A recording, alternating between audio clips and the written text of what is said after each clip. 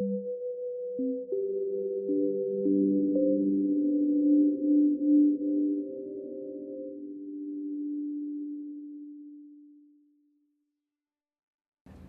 Joan Jonas, and I live and work in New York. This is the first time I've been in the Venice Biennale.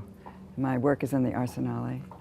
Reading Dante, the title, describes the process because it's not an illustration of Dante, it's a representation.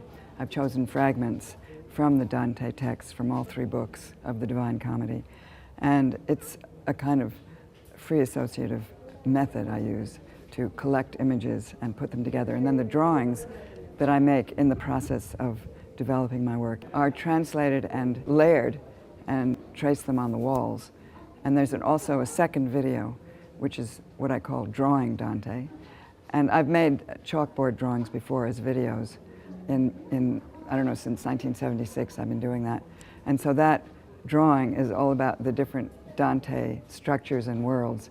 And then I made the lights. I designed the lights because I wanted the space to have a special ambience. I wanted to make an atmosphere in the space. So I've never made lights before, so now I'm very interested in these lights. They're made out of paper.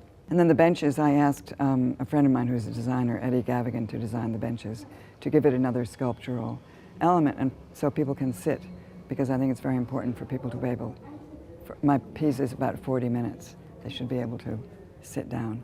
And it also is kind of crossing point and a meeting place and a sitting place for this audience that moves through the Arsenale.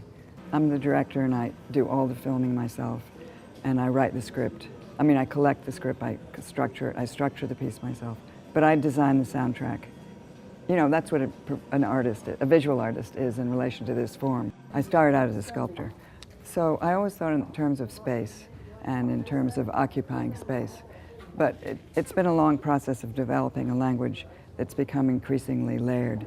And so it's resulted in this. This is one of the results of that process that's led to this. I want people to simply try to experience the work without too many preconditions. And it's the way you would go to a film, because people don't explain things to you before you go into a film. You go in. And I think a lot of the audience has seen a lot of this kind of work. So a lot of them are, you know, pretty educated. And then for somebody who knows nothing, I hope that they can enjoy it. I really do. But my work is not didactic in that sense. In the 60s, I saw happenings and performance by visual artists. And that inspired me to shift, because I saw that I could make a much more dimensional work, because there wasn't really such a thing as installation art at that time. And also, the minute I started performing, I loved to perform, and I could see that I could develop my gestures and images through working with my body, myself, and my movements.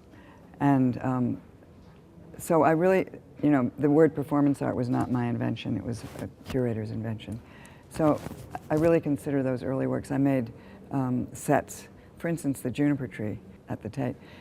It's a set for my performance, but it's also a sculptural piece. I had to create a space to perform in, which was based on my study of art history, looking at paintings and sculpture, and developing a kind of visual language through that, and then taking it to all kinds of different spaces, like the outdoors and non-gallery museum spaces and so on.